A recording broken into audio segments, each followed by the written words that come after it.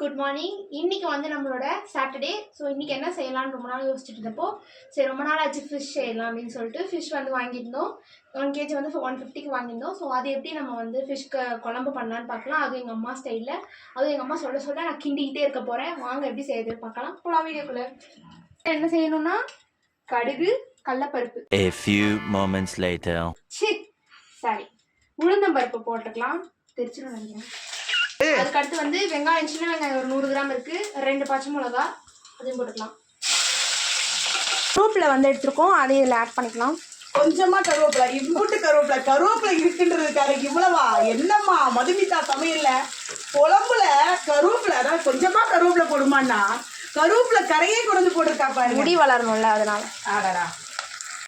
நம்மளோட வெங்காயம் வந்து நல்லா கோல்டன் ப்ரௌன் ஆகட்டும். ஆனால் கொஞ்சம் கருவேப்பிலை கொஞ்சம் அதிகமான மாதிரி இருக்கு. குழம்பு மிளகாய் தூள், இது வந்து மஞ்சாத்தூள் தான், இது வந்து கழுவன மீன், இது வந்து ஏதோ இது இங்கே இருக்கா மீன் வறுவல் மசாலாக்கள் கலக்கி போடுவோம். வெங்காயம் வந்து நல்லா இங்கே காட்டுங்க மேடம், கேமராமேன் சரியில்லை, கேமராமேன் நல்லா வதங்கிடுச்சு. இப்போ வந்து நம்மளுடைய டொமேட்டோ பேஸ்ட் வந்து ஒரு 4 தக்காளி வந்து அரைச்சிருக்கோம், அதை இதில் ஊற்றிடலாம்.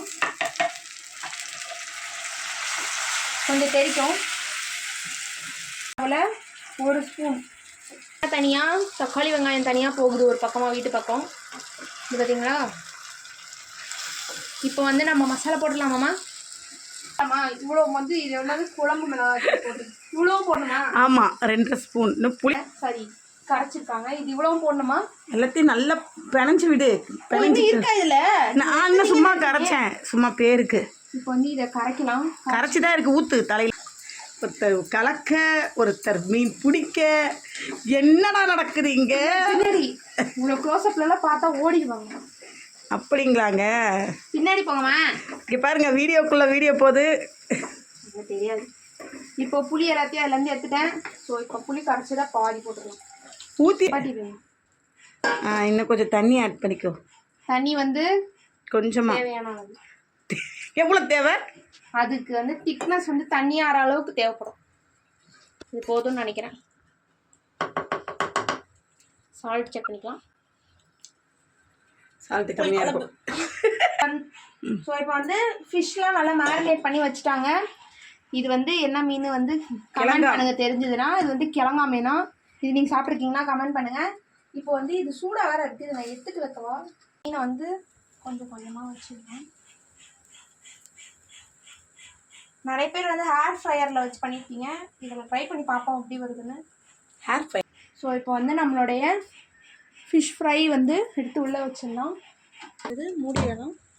மூடி பார்த்தீங்கன்னா நம்ம மீன் நல்லா தண்ணி குழம்பு கொதிச்சிருச்சு. இப்போ மீனை போட்டுடலாம்.